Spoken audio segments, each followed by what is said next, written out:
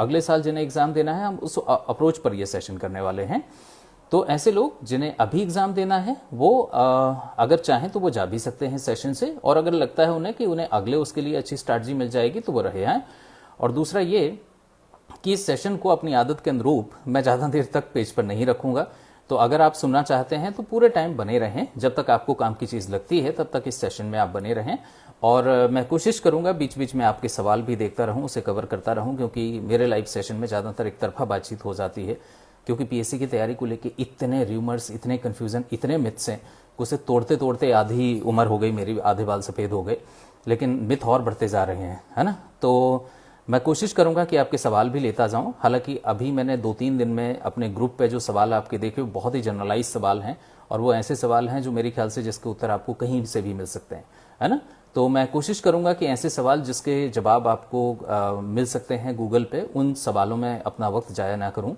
हम केवल उन चीज़ों को कवर करें जो असल में अप्रोच वाइज समझना बहुत ज़रूरी है, क्योंकि ये परीक्षा हमें जैसा लगता है कि बस कुछ चीज़ें पढ़ लेने की परीक्षा है, ऐसी तो कतई नहीं है।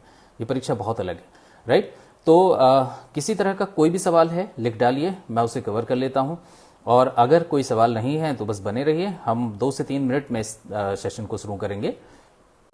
पिछले साल हमने ये शुरू किया था और हमारी कोशिश ये थी कि ऐसे बच्चे जो तैयारी शुरू कर रहे हैं, और सबकी अपनी लिमिटेशंस होती हैं, किसी को टीकमगढ़ में रह करके या छोटे से गांव में रह करके तैयारी करना है, छोटे शहर या छोटे गांव में रह करके तैयारी करना है, किसी को नौकरी के साथ तैयारी करना है, उनकी पोस्टिंग ऐसी जगह है कि वहाँ पे उनको कोई वो नहीं मिल सकता, किसी को किसी ऑनलाइन मॉड्यूल के थ्रू, जो ऑनलाइन बहुत सारे आजकल वो आ गए हैं कोचिंग्स, उनके थ्रू तैयारी करना है, किसी को भोपाल इंदौर रिलोकेट करना है या ग्वालियर जबलपुर। तो हर आदमी को अपनी तैयारी का डिसीजन लेने से पहले किन चीज़ों का ख्याल रखना चाहिए, उसके लिए हम इस सेशन को करते हैं। लास्ट ईयर हमने एक सेशन किया था जो अभी भी बहुत सारे यूट्यूब चैनल्स ने अपलोड कर दिया था, मेरा तो अपना कोई यूट्यूब चैनल नहीं है। और इस साल भी हमने ये सेशन इसलिए थोड़ा देर से रखा ताकि तब तक आपके दिमाग में क्लैरिटी हो जाए। आपके कॉलेज एग्जाम्स की क्लैरिटी अब लगभग हो गई है, ज़्यादातर जगह सबमिशंस चालू हो गए हैं।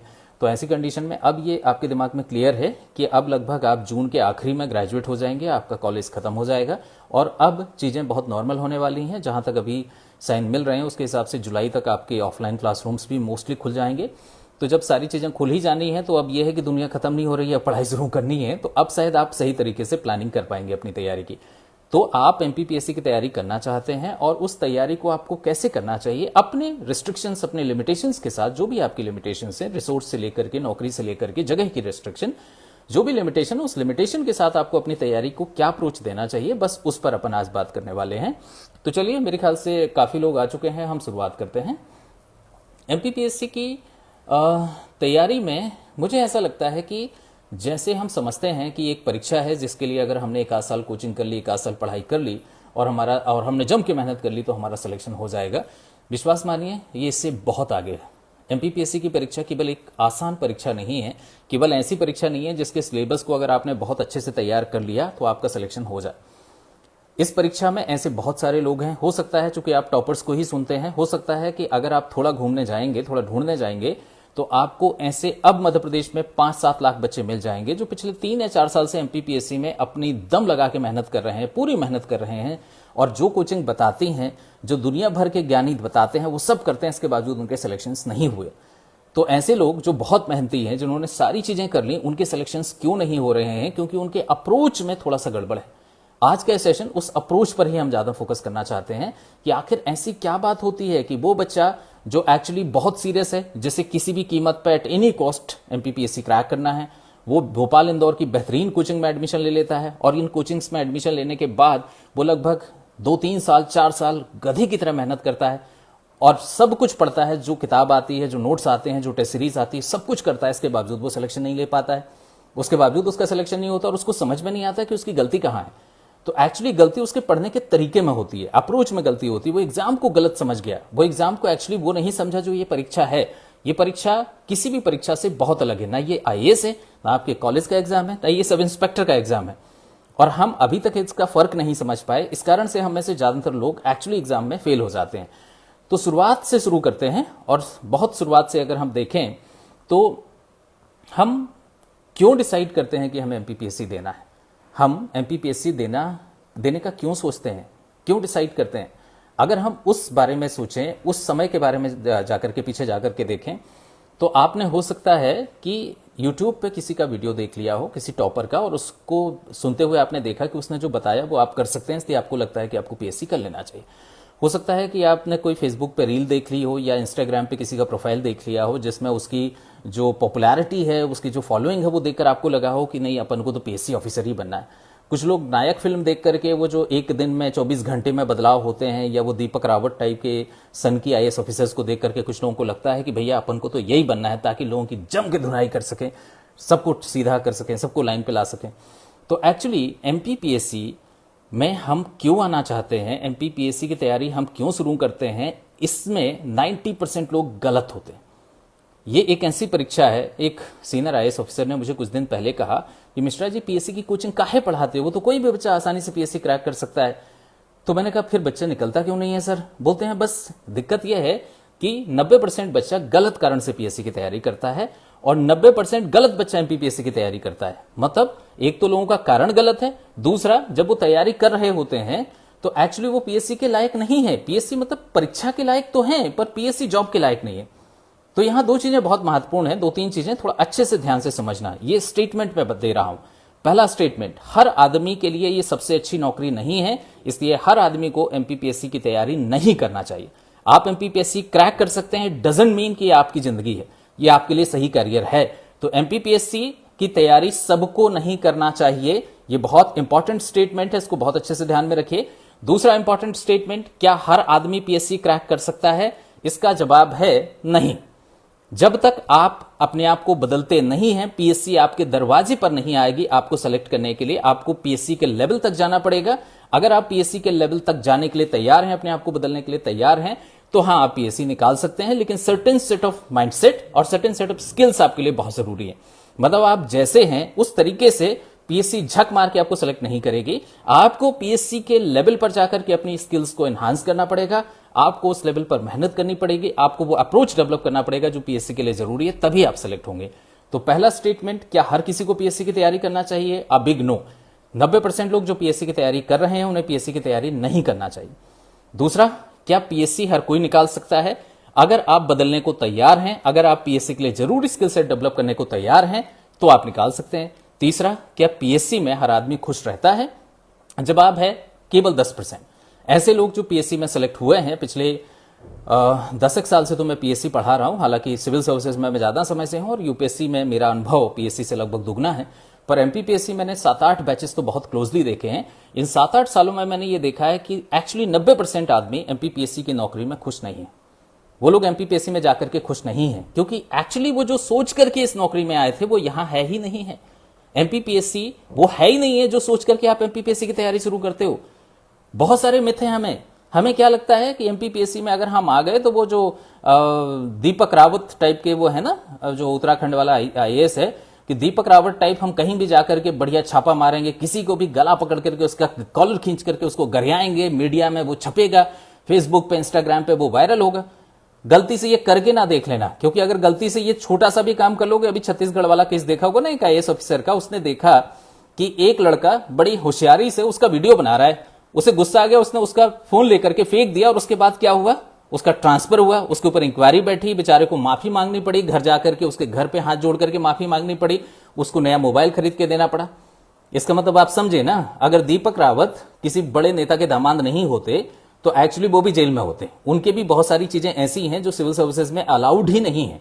तो हम उनको देख करके हमको लगता है कि हम सिविल सर्विसेज में आ गए तो हम आकर के किसी का भी गला पकड़ सकते हैं, हम किसी को भी डांट सकते हैं, किसी को भी गालियां दे सकते हैं, किसी पर भी धौंस दिखा सकते हैं। ये तो है ही नहीं है पीएससी में, ये तो है ही नहीं है। पीएससी में आपको इतना विनम्र बनना पड़ता है, पीएससी अधिकारी बनकर के, ताकत तो है ही नहीं है, आप ताकत भूल जाइए। पावर अब बीते जमाने की बात है, पावर बची नहीं है। कुछ लोग इसलिए पीएससी में आ जाते हैं क्योंकि उनको लगता है कि यहां आकर के वो रातों रात क्रांतिकारी बदलाव कर देंगे, क्रांतिकारी बदलाव, 1 मिनट में करप्शन खत्म कर दूंगा, 1 मिनट में गरीबी दूर कर दूंगा, 1 मिनट में ये कर दूंगा।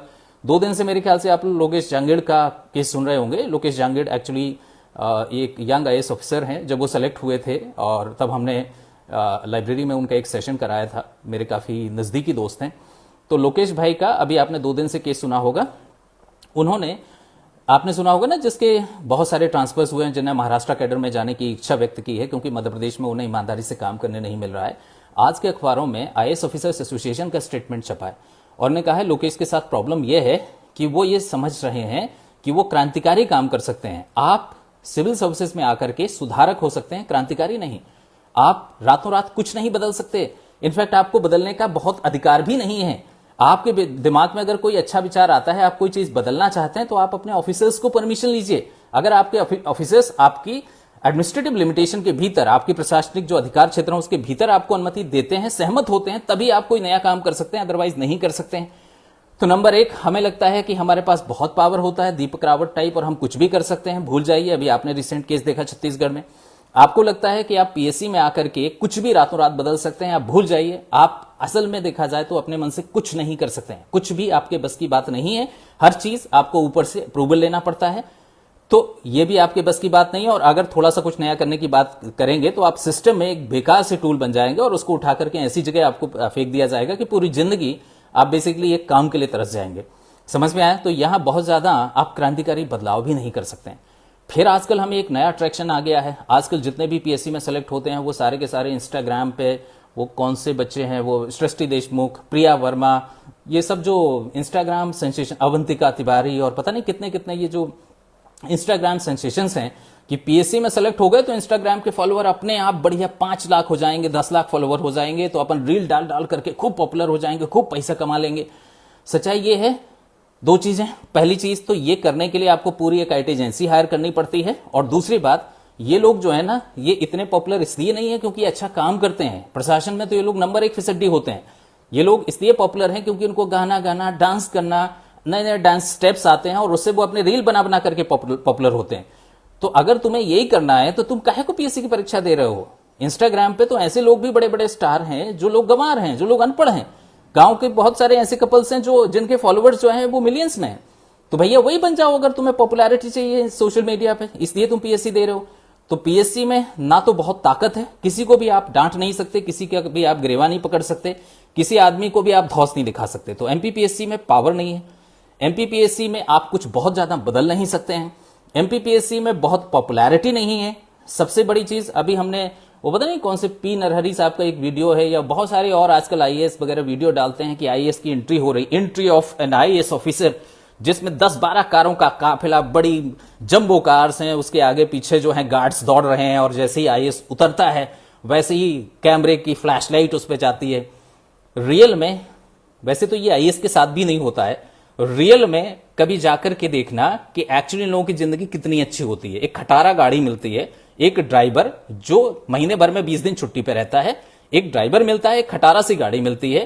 पीएससी ऑफिसर्स को बोलेरो से ऊपर नहीं मिलती है, और वो भी बोलेरो का पुराना मॉडल, और एक ड्राइवर होता है जो ज्यादातर छुट्टी पे रहता है। ऑफिस में एक चपरासी होता है जो भी छुट्टी पे रहेगा और आपको चाय पानी पिलाने में दिक्कत पैदा करेगा। घर पे खाना आपको खुद ही बनाना पड़ता है, और ये पीछे दौड़ने वाले गार्ड और ये सब कोई नहीं होते हैं पीएससी ऑफिसर के पास। आईएएस में भी नहीं होता है। अगर विश्वास ना हो तो सृष्टि देशमुख के ज्वाइन करने के बाद जो उसकी पहली 1-2 पब्लिक फोटोज आई हैं उसके काम करते हुए, वो देखना, आपको असलियत समझ में आएगी। आपको असलियत समझ में आएगी। ये असल में दूसरे सरकारी कर्मचारी जो होते हैं वैसे सरकारी कर्मचारियों जैसे ही होते हैं। कोई जलवा, कोई रुतबा नहीं होता है इनका। ये फालतू का सोशल मीडिया का बनाया हुआ इमेज है, एक्चुअली ऐसी कोई चीज नहीं है। तो आप रुतबा जलवा के लिए बच जाइए, वो भी नहीं है इसमें। ऊपर से आपको कौन कौन क्या क्या सुना के चला जाए, आप उसकी असलियत देखेंगे तो आप नौकरी छोड़ देंगे। समझ में आया ना? सबसे बड़ी चीज, हमको लगता है पीएससी में आकर के हम खूब पैसे कमा सकते हैं। आजकल तो खैर नए नए मोटिवेशन, आज सुबह मैंने फेसबुक पे लिखा कि कुछ लोगों को तो लगता है कि पीएससी में आकर के बहुत पैसा होता है, हम किसी को स्कूल में, अपने स्कूल को जाके लाखों रुपए दान कर देंगे, इसको ये कर देंगे। आजकल तो क्या पीएससी में सेलेक्ट हो गए तो हम अनअकैडमी पे पढ़ाने लगेंगे, यूट्यूब पे हमारे वो हो जाएंगे, हमारे नाम से कोचिंगें चलने लगेंगी भोपाल इंदौर में, और हम करोड़ों रुपए कमा करके बड़ी ही डेस्टिनेशन वेडिंग कर लेंगे अगर हम पीएससी में सेलेक्ट हो गए। भाई साहब, पीएससी ऑफिसर सबसे अच्छे भी बन गए तो 50-55 हजार रुपए मिलते हैं मासिक वेतन, और आपको जो लाइफस्टाइल मेंटेन करनी होती है उसके लिए घर वालों से ही लेना पड़ता है। इतना पैसा भी सफिशिएंट नहीं होता शुरुआती स्तर पे। और अगर आप तहसीलदार वसीलदार बने तो आपको 25-30 हजार रुपए मिलता है। पीएससी की ज्यादातर पोस्ट 25-30 हजार रुपए वेतन वाली है। 25-30 हजार वेतन मतलब समझते हैं मास्टर के बराबर वेतन होती है। तो पीएससी ऑफिसर्स की वेतन भी बहुत ज्यादा नहीं है। तो न यहाँ बहुत ज्यादा वेतन है, न यहाँ बहुत ज्यादा चकाचौंध या बहुत ज्यादा नौकर चाकर है, ना यहाँ पर बहुत लोकप्रियता है, ना यहाँ पे बहुत अधिकार हैं कि आप कुछ कर पाओ, ना यहाँ पे करने के लिए बहुत ज्यादा क्रांतिकारी कदम उठाने के लिए आपके पास ताकत है। तो फिर पीएससी में हम क्यों आ रहे हैं? सवाल ये उठा कि जब ये सब चीजें हैं ही नहीं जिसको देखकर हम पीएससी में आ रहे हैं, अच्छा कुछ और नए मोटिवेशन है, उसकी और मैं बात करता हूं। पिछले 4-5 सालों में मैंने ये देखा है, खासतौर पे 2014-15 के बाद से, कि बहुत सारे ऐसे बच्चे जो बड़े अच्छे कॉलेजेस से इंजीनियरिंग की आईआईटीएंस बच्चे हैं, जिन्होंने कॉर्पोरेट जॉब ले लिया और कॉर्पोरेट जॉब में जब गए, बड़ी बड़ी कंपनियों में काम करते हैं, टीसीएस में है, डेलॉइट में है, ईवाई में है, या फिर जाकर के कोका कोला में काम करते हैं। बड़ा पैकेज है, अच्छा पैकेज मिलता है, और वहां जाकर के उनको परेशानी है कि एक्चुअली उनसे बहुत काम कराया जाता है। सर 12-12 घंटे काम करना पड़ता है, 12-14 घंटे काम करेंगे तो जिंदगी कब जिएंगे, इसलिए हमें पीएससी करना है।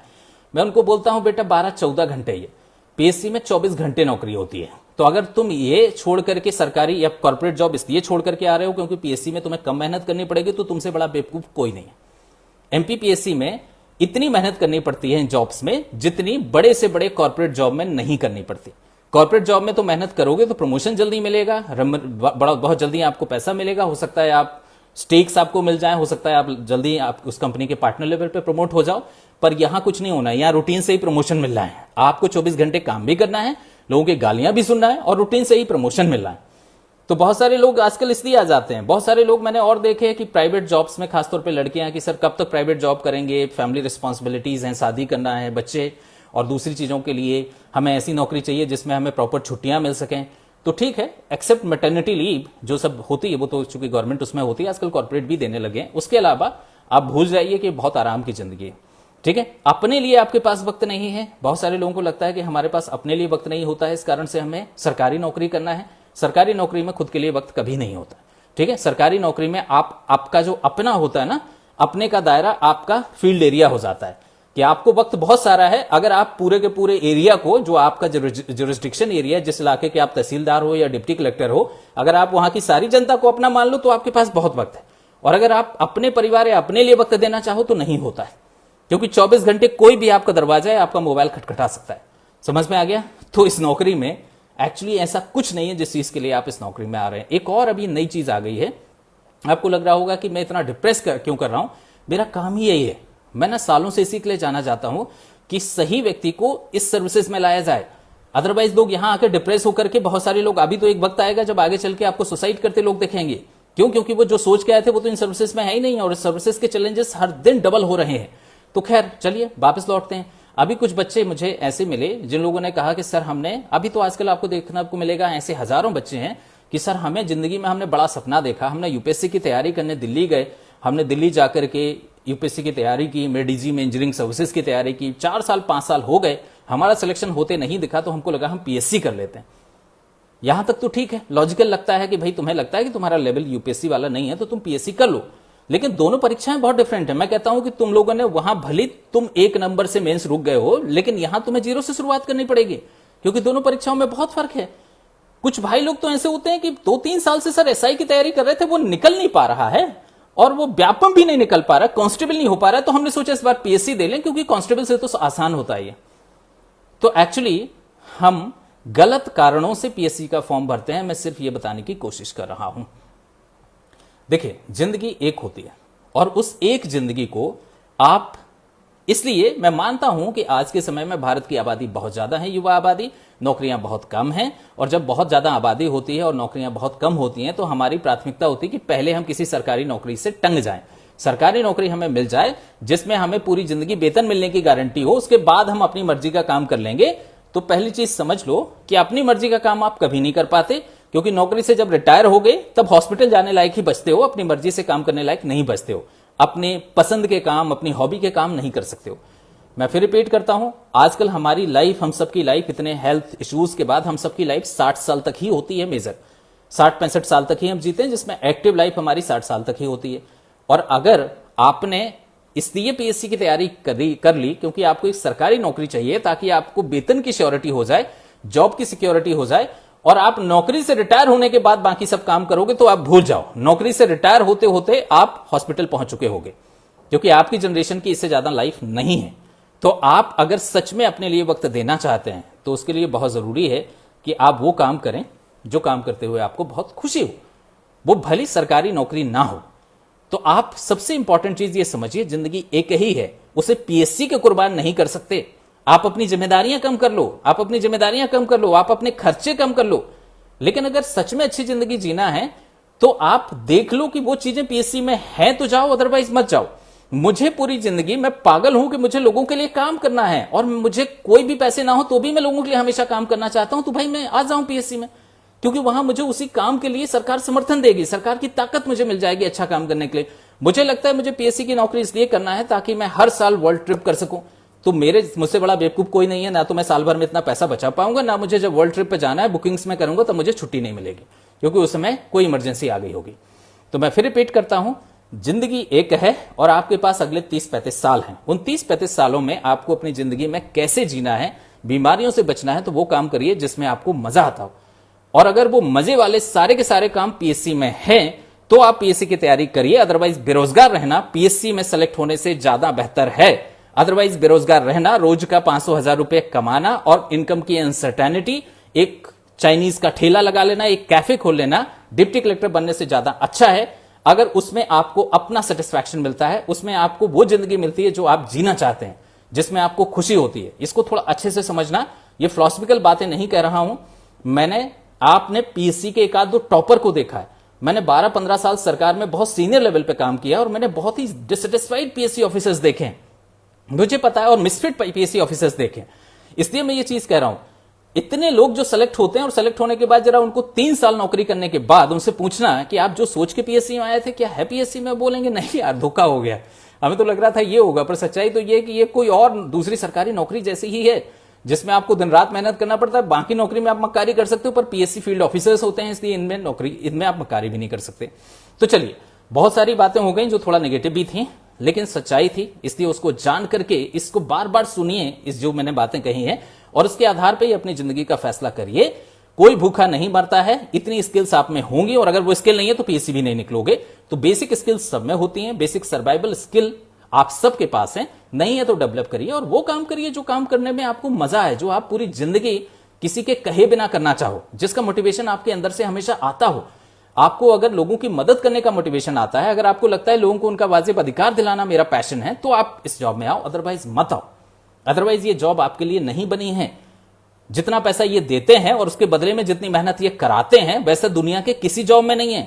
ये बहुत कम देकर के आपसे बहुत ज्यादा लेते हैं। ये निचोड़ने वाला जॉब है पीएससी का। बहुत अजीब सी बातें कह रहा हूं, लेकिन अच्छे से समझिए, क्योंकि मैं चाहता हूं कि सही वक्त पे आप निर्णय लें कि आपको पीएससी में जाना। अदरवाइज पता चला कि आप पीएससी में 5 साल बाद सेलेक्ट हुए, और जब आप, मेरा एक दोस्त है 17 साल बाद सेलेक्ट हुआ, और जब वो सेलेक्ट हुआ तो उसके बाद उसने बोला, मिश्रा जी जो सोच के मैं इतने साल मेहनत कर रहा था, कुछ नहीं है इस जॉब में। ये जॉब एक रूटीन क्लैरिकल जॉब है, उससे ज्यादा कुछ नहीं है इस जॉब में। तो फिर अच्छे से समझिए। चलिए, तो फिर इस जॉब में किस तरह के लोगों को आना चाहिए, जल्दी से हम 2 मिनट उसकी और बात करेंगे। फिर उसके बाद हम आखिरी का लगभग आधा घंटा तैयारी कैसे शुरू करना चाहिए, कब क्या पढ़ना चाहिए, नए अप्रोचेस क्या हैं, आजकल कंपटीशन क्या होता है, क्या डिसिसिव चीजें होती हैं, किसके आधार पर आप टॉप करते हैं, इस पर हम बाकी का सेशन अच्छे से करेंगे। लेकिन उससे पहले हम एक छोटी सी बात और करना चाहेंगे कि अगर ये सब नहीं है पीएससी में, तो एग्जैक्टली पीएससी ऑफिसर क्या काम करता है, पीएससी ऑफिसर की लाइफ कैसी होती है, क्या चैलेंज होता है। मैं फिर रिपीट करूंगा, उन लोगों की लाइफ मत देखना जो इंस्टाग्राम पे स्टार हैं, क्योंकि उनको मैं गारंटी देता हूं अगले 10 साल में लोग भूल जाएंगे, क्योंकि उन्हें एक्चुअली ना काम करना आता है, ना उनके बस का है काम करना, वो बस रील बना सकते हैं। इंस्टाग्राम स्टार प्रशासन के स्टार नहीं होते हैं। प्रशासन के जो स्टार हैं, जो मध्य प्रदेश के बेहतरीन ब्यूरोक्रेट हैं, उनका आपको इंस्टाग्राम या फेसबुक अकाउंट नहीं मिलेगा। लेकिन आपको अजीत डोभाल जब तक उस पोजीशन पे नहीं पहुंचे थे, आज भी अजीत डोभाल का ऑफिशियल अकाउंट कहीं नहीं मिलेगा आपको। मध्य प्रदेश में सुधीर कोचर का या विकास मिश्रा का कोई ऑफिशियल अकाउंट नहीं मिलेगा आपको किसी सोशल मीडिया पर, और मध्य प्रदेश सरकार इनसे चल रही है। कुछ पल्ले पड़ रहा है, मैं फिर अच्छे से रिपीट करूं तो एक्चुअली हम जो देख के पीएससी में आ रहे हैं, पीएससी में वो कुछ नहीं है। तो पीएससी की लाइफ है क्या, मतलब पीएससी ऑफिसर बनने के बाद हमें क्या लाइफ मिलती है, उसके बारे में जल्दी से 2 मिनट इनसाइट देता हूं। और उसके बाद फिर वो चीजें कैसे आपकी परीक्षा में चेक की जाती हैं। मतलब बहुत डायरेक्ट सी बात है, मध्य प्रदेश सरकार को अपने शासन को चलाने के लिए कुछ विशेष तरह के अधिकारियों की आवश्यकता है, और वो आवश्यकता के लिए वो सिलेबस तय करते हैं, उस आवश्यकता के लिए वो एग्जाम पेपर कैसे आना चाहिए ये तय करते हैं, उसी आवश्यकता के लिए वो मेंस में कॉपी में वर्ड लिमिट कम कर देनी चाहिए, स्पेस लिमिट कर देना चाहिए। ये सब इस आधार पर तय होता है कि उन्हें किस तरह का ऑफिसर चाहिए, और वो ऑफिसर किस तरह का चाहिए इसको थोड़ा समझिए। तो देखिए, नंबर एक, ये समझिए कि जो पीएससी ऑफिसर होता है वो बहुत ही इंपॉर्टेंट पोजीशन होती है मध्य प्रदेश में। पोस्ट बहुत सारी होती हैं, आप डिप्टी कलेक्टर से लेकर के जेलर तक, नायब तहसीलदार से लेकर के और जीएसटी ऑफिसर तक आप कुछ भी बन सकते हैं। पर मेजरली ये जो पोस्ट हैं, इन पोस्ट में एक चीज कॉमन है। नंबर एक तो ये है कि ये वो पोस्ट होती है जिसे फील्ड पोस्ट कहते हैं। मतलब एमपीपीएससी में सफल होकर के आपको जो नौकरी मिलती है वो ऐसी नौकरी होती है जो सीधे जनता से जुड़ी होती है, सीधे जनता से जुड़ी होती है। मतलब जिसमें आपको हर दिन जनता से बात करनी होती है, जनता को कन्विंस करना होता है। तो ये सीधे फील्ड की नौकरी है। आईएएस फील्ड की नौकरी नहीं करता है डायरेक्टली। आईएएस को भी अपने काम डिप्टी कलेक्टर्स या तहसीलदारों से करवाने पड़ते हैं। तो जनता से सीधा जुड़ा हुआ जॉब अगर कोई है तो वो पीएससी का जॉब है। और दूसरा, बहुत सारे ऑफिसर्स होते हैं हमारे सिस्टम, हमारे सरकार में, लेकिन ऊपर से जिसको डायरेक्ट इंस्ट्रक्शन मिल सकता है वो लीस्ट ऑफिसर, सबसे नीचे वाला ऑफिसर पीएससी ऑफिसर ही होता है। आपने कभी ऐसा सुना है कि डीजीपी ने पुलिस इंस्पेक्टर को फोन करके बोला कि आपको ये करना है? नहीं। लेकिन चीफ सेक्रेटरी तहसीलदार या एसडीएम को फोन करके जरूर बता देता है कि आपको ये काम ऐसे करना है। मतलब हमारे यहां ऊपर से नीचे तक कई लेयर ऑफ एडमिनिस्ट्रेशन होती है। चीफ सेक्रेटरी से लेकर प्रिंसिपल सेक्रेटरीज हैं, उसके बाद हमारे यहां कमिश्नर्स हैं, उसके बाद हमारे यहां कलेक्टर्स हैं, उसके बाद एसडीएम्स हैं और एसडीएम के नीचे तहसीलदार है। पॉलिसी बनेगी मुख्यमंत्री के लेवल पे, लेकिन उसे लागू करना है तहसीलदार को। तो पॉलिसी कहीं भी बने उसे लागू तहसीलदार को ही करना है। तो इंस्ट्रक्शन उसे 10 जगह से मिलते हैं और उसके बाद नीचे लोगों का क्या गुस्सा है, क्या एक्सपेक्टेशन है, क्या परेशानी है, वो सीधे तहसीलदार को मिलती है। तो तहसीलदार या एसडीएम जो लोएस्ट पोस्ट, जो एमपीपीएससी की पोस्ट है, वो एक्चुअली हमारे प्रशासन का, हमारे मुख्य धारा के प्रशासन की सबसे निचला पायदान है। सीधा वो पायदान है जो सीधे जनता से जुड़ा हुआ है। तो इस कारण से ये जॉब बहुत ही चैलेंजिंग जॉब है। कारण दो, आपको इतने लोग इंस्ट्रक्शन देने के लिए हैं और आप उन सब से हायरार्की में नीचे हैं। इस कारण से आपको हर इंस्ट्रक्शन को टाइमली पूरा करना है। आपको आदेश देने के लिए ऊपर 10 लाइन बैठी हुई हैं और नीचे जनता से जुड़ी हुई सारी चीजें आपको ही हैंडल करना है। जनता का गुस्सा से लेकर जनता की परेशानी से लेकर के वहां पब्लिक सर्विस डिलीवरी तक हर चीज आपकी जिम्मेदारी है। मतलब कायदे से अगर मैं ये कहूं कि मध्य प्रदेश सरकार केवल पीएससी ऑफिसर से चलती है तो ये गलत नहीं है, क्योंकि वही जनता को डील करते हैं, वही योजनाओं को लागू कराते हैं और उन्हीं को ऊपर से नीचे तक सारे इंस्ट्रक्शन जो मिलते हैं। आपने सुना होगा ना, चीफ सेक्रेटरी का इंस्ट्रक्शन प्रिंसिपल सेक्रेटरी, उसके बाद कमिश्नर, उसके बाद कलेक्टर, करना जो है वो पीएससी ऑफिसर को ही। तो पीएससी ऑफिसर हमारे मध्य प्रदेश की धुरी होती है। और चूंकि जब एक ही आदमी के पास इसी पोस्ट के साथ या इसी सर्विस के पास इतना बड़ा काम है, इस कारण से इस सर्विस में कहीं आराम नहीं होता है। पीएससी ऑफिसर की 24 घंटे की नौकरी होती है, क्योंकि जब आप फील्ड में होते हैं, रात में 2 बजे कहीं आग लग गई, रात में कहीं किसी उसमें कहीं कोई परेशानी हो गई, हॉस्पिटल में ऑक्सीजन की सप्लाई रुक गई, तो आपको रात में नींद खराब करके वहां जाना पड़ता है। 24 घंटे कभी भी आपको जनता आपका दरवाजा खटखटा सकती है और 24 घंटे कभी भी आपके सीनियर ऑफिसर्स आपको फोन कर सकते हैं और आप उसके लिए मना नहीं कर सकते हैं। तो नंबर एक, आपको ऊपर से नीचे तक सबके इंस्ट्रक्शन सुनने हैं, उसे लागू करना है। दूसरा, आपको जनता का गुस्सा झेलना है। जनता हमारे देश में बहुत ही तिलिस्मी चीज होती है। आप पूरी जिंदगी उसके लिए काम करते हैं, आप दिल से उनके लिए काम करिए, पर आपको गालियां खाना आपकी किस्मत में लिखा है। आपको चोर कहा ही जाएगा, तो आप लगातार गालियां खाएंगे, आपको लगातार चोर कहा जाएगा। इसके बावजूद आपको उसकी सुननी है, उसकी बात सुननी है। तो आपको जनता की सुननी है, आपको ऊपर के निर्देश मानने हैं, आपको 24 घंटे काम करना है। 24 घंटे आप ड्यूटी पे होते हैं, आप कभी भी ड्यूटी से आराम नहीं कर सकते। 24 घंटे आप ड्यूटी पर होते हैं। जो सबसे महत्वपूर्ण चीज होती है उसको बहुत अच्छे से समझिए कि आपका कोई अपना एरिया ऑफ चॉइस नहीं हो सकते। अगर आप फील्ड में पोस्टिंग है आपकी और अभी हेल्थ इमरजेंसी है, तो आपको कहा जाएगा कि जाओ रेमडेसिविर जो इंजेक्शन है उसकी सप्लाई चेन मेंटेन करो। अब आपको सप्लाई चेन नहीं आती, सर मैंने तो कॉमर्स नहीं पढ़ा, तो ये जो भी है भाई साहब, वीर करम, आपको मैं पहले बोल चुका हूं कि हम ये प्रीलिम्स पे सेशन नहीं कर रहे हैं। तो मैं फिर रिपीट करता हूं, ऐसे लोग जिन्हें 25 जुलाई को एग्जाम देना है वो इस सेशन से हट जाएं। ये सेशन उनके लिए जो फ्रेशर हैं और जिन्हें अगले साल पीएससी देना है, इसके लिए नहीं है। ओके, चलिए वापस लौटते हैं। और इस तरह के सवाल मैं आगे भी एंटरटेन नहीं करूंगा, ठीक है। उस पर मैं 2 सेशन ऑलरेडी ले चुका हूं। तो फिर बात करते हैं पीएससी ऑफिसर क्या काम करता है। नंबर 1, वो हमारे प्रशासन की धुरी है, इसलिए उसे ऊपर से नीचे तक इंस्ट्रक्शन मिलते हैं, उसे जनता की गालियां और उनका प्रेशर झेलना पड़ता है। दूसरी चीज, उसे 24 घंटे ड्यूटी पर रहना पड़ता है। चौथी चीज, उसका कोई चॉइस ऑफ वर्क नहीं होता है, उसे जो काम दे दिया जाता है।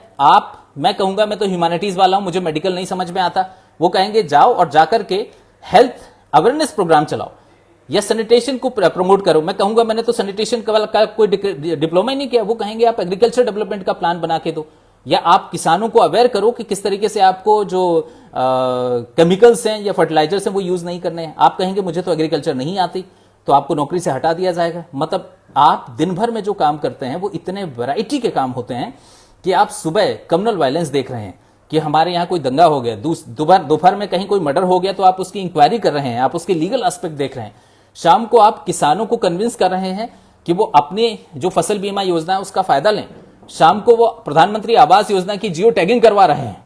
तो आप हर फील्ड में आपको काम करना पड़ता है और हर फील्ड की आपको जानकारी होनी चाहिए, और वो तभी संभव है जब तक आपको उसकी समझ नहीं होगी, तब तक आप उसमें ब्लंडर क्रिएट कर देंगे, आप उसमें गलतियां करेंगे, और गलतियां आपको अलाउड नहीं है क्योंकि आप फील्ड में हैं। आपकी एक गलती आपको फांसी पे चढ़ा देगी, तो आपको गलती करना अलाउड नहीं है। समझ में आ गया? पीएससी ऑफिसर दुनिया भर के इंस्ट्रक्शन लेता है, हर अधिकारी उसी को निर्देश देता है, उसे जनता की गालियां सुनना है और जनता को कन्विंस करना है, जो इस दुनिया में सबसे डिफिकल्ट काम होता है। 24 घंटे काम करना है, किसी भी तरह का काम हो सकता है, तो हर सेक्टर का काम करना आना चाहिए और हर सेक्टर की समझ होनी चाहिए। और सबसे इंपॉर्टेंट चीज कि उसे लगातार काम करना पड़ता है, लगातार परफॉर्म करना पड़ता है, लगातार, क्योंकि उसकी रिपोर्ट ही अल्टीमेटली सीएम की हेल्पलाइन में जाती है या सीएम के प्रेस कॉन्फ्रेंस या लाइव में दिखती है। तो वो किसी भी काम में इतनी सी भी बारीक गलती नहीं कर सकता है, और वो तभी संभव है, वो 24 घंटे इतनी इफिशिएंसी के साथ, इतनी अच्छे उसके साथ तभी काम कर सकता है जब उसको इस काम करने में मजा आता हो। अगर उसे इस काम करने में मजा नहीं आता है तो वो गलतियां कर देगा और नौकरी से हाथ धो बैठेगा। तो पीएससी की नौकरी आईएएस से ज्यादा कठिन है, मैं सिर्फ ये कहने की कोशिश कर रहा हूं। और ये सब जब इतना कठिन है तो फिर इन चीजों को चेक कैसे करती है पीएससी? पीएससी को क्लियरली आपको पता नहीं है, पर जब पीएससी के नए सिलेबस बन रहे थे या पीएससी के अप्रोचेस डिस्कस होते हैं, मैं बहुत फॉर्चुनेट हूं, मैं बहुत भाग्यशाली हूं कि मुझे इनमें से कुछ में हिस्सा लेने का मौका मिला। तो वहां सरकार पूरा प्रेजेंटेशन देती है, सरकार के अगले 10 साल 15 साल के प्रशासनिक चैलेंजेस की समझ कराई जाती है कि हमें इस तरह के चैलेंजेस आएंगे। अब मोबाइल जर्नलिज्म आ गया है, तो इस कारण से हमें ऐसे प्रशासनिक अधिकारी चाहिए जो 24 घंटे ट्रांसपेरेंट होकर काम कर सकें, जो ऐसा नहीं है कि हम पब्लिक के सामने तो ईमानदार हैं लेकिन पीठ पीछे हम ईमानदारी ना करें। तो एक्चुअली अब ऐसे ऑफिसर्स की जरूरत है जो अगले 25-30 साल तक मध्य प्रदेश को चला सकें, और इनमें कुछ क्वालिटीज मध्य प्रदेश सरकार चाहती है कि खोजी जाएं, और उन क्वालिटीज को खोजने के लिए पीएससी की परीक्षा होती है। ठीक है, अभी क्या क्वालिटीज हैं, 4-5 क्वालिटीज पर बात करते हैं, फिर हमारा पूरा फोकस होगा प्रिपरेशन स्ट्रैटेजी पर, लगभग 30 से 40 मिनट, आधा घंटे। अभी हम बात करते हैं कि क्या क्वालिटीज पीएससी आप में खोजना चाह रही है, पीएससी आप में क्या देखना चाह रही है, ये थोड़ा अच्छे से समझिए। और उसी को प्रीलिम्स, मेंस और इंटरव्यू में चेक किया जाता है, उसी को बदलने के लिए सिलेबस बदल दिया जाता है, क्वेश्चन पूछने का तरीका बदल दिया जाता है, क्योंकि उन्हें कुछ नई क्वालिटी चाहिए होती है ब्यूरोक्रेट्स में। समझ में आया? सबसे इंपॉर्टेंट जो क्वालिटी है वो ये है कि वो आदमी सर्विस में आए जिसे हर फील्ड की अच्छी जानकारी हो, हर फील्ड की जानकारी हो, मतलब उसे धर्म और दर्शन की जानकारी भी हो। वो ये ना कहे, मान लीजिए आपकी टेरिटरी में बोहरा दाऊदी समाज रहता है और आप कहें तो मुसलमान है, तो अगर बोहरा दाऊदी को आप सुन्नी मुसलमान समझ लेंगे तो आप सोसाइटल काम कर रहे होंगे। समझ में आया? तो आपको धर्म की जितनी गहरी समझ होना चाहिए, पूजा पाठ कर्म की जितनी गहरी समझ होना चाहिए, उतनी ही गहरी समझ आपको साइबर अटैक की भी होनी चाहिए कि कौन सा साइबर अटैक हो सकता है, कौन से मालवेयर हो सकते हैं। आपको इसकी भी समझ होना चाहिए कि असल में स्मगलिंग या ड्रग्स की स्मगलिंग कैसे होती है, और आपको यह भी पता होना चाहिए कि जो सरकारी कर्मचारी हैं वो असल में किन परेशानियों से जूझ रहे हैं, लोगों के पब्लिक हेल्थ पे क्या असर पड़ रहा है। मतलब आपको हर विषय की पूरी जानकारी होनी चाहिए। अब आपका बैकग्राउंड अलग अलग होता है, आप कोई साइंस से आया, कोई इंजीनियरिंग से आया, कोई ह्यूमैनिटीज से आया, ऐसे में आपसे यह उम्मीद की जा रही है कि आपको हर विषय की उतनी ही समझ हो जितनी उस विषय के ग्रेजुएट की समझ होती है। तो आपको हिस्ट्री भी आनी चाहिए, आपको ज्योग्राफी भी आनी चाहिए, आपको मेडिकल भी आना चाहिए, आपको इंजीनियरिंग भी आना चाहिए, आपको एग्रीकल्चर भी आना चाहिए, आपको कॉमर्स भी आना चाहिए, आपको फाइनेंस भी आना चाहिए, आपको हर सेक्टर की, और आपको आईटी भी आना चाहिए। आपको हर सेक्टर की पूरी समझ होनी चाहिए, क्योंकि आपको उन्हीं फील्ड को मॉनिटर करना है, उन्हीं फील्ड को रूल करना है। क्या आप ऐसा सोच सकते हैं कि हमारे डिफेंस मिनिस्टर को डिफेंस की जानकारी ना हो? क्या आप ऐसा सोच सकते हैं कि निर्मला सीतारमण को फाइनेंस की जानकारी ना हो, इकोनॉमिक्स ना आता और वो फाइनेंस मिनिस्टर बनकर काम कर सकें? तो पीएससी ऑफिसर को चूंकि ग्राउंड पे हर फील्ड में काम करना होता है, इसलिए उससे पहली उम्मीद की जाती है कि समाज से जुड़े जितने विषय हैं, हर विषय की जानकारी नहीं, गहरी समझ होना बहुत जरूरी है। समझ का मतलब ये होता है कि चीजें पूरी पता हो और उस पर अपने ओपिनियन हो। तो पूरी समझ रखने के लिए जनरल स्टडीज का सिलेबस रखा जाता है, और इतने डिटेल में जनरल स्टडीज का सिलेबस है, और उसमें आप पेपर में मत जाइए।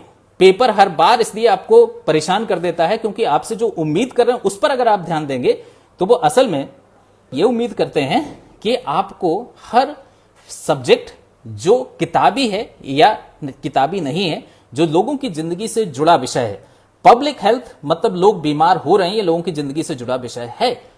लोग साइकोलॉजिकली परेशान हो रहे हैं, मेंटल हेल्थ हमारे देश में क्राइसिस में आ गई है, ये आपके सिलेबस में नहीं। आप तो कहेंगे कि वहां तो साइकोलॉजी है ही नहीं है हमारे मेंस में, लेकिन उस पर सवाल पूछा जाएगा। क्यों? क्योंकि वो लोगों की जिंदगी से जुड़ा विषय है।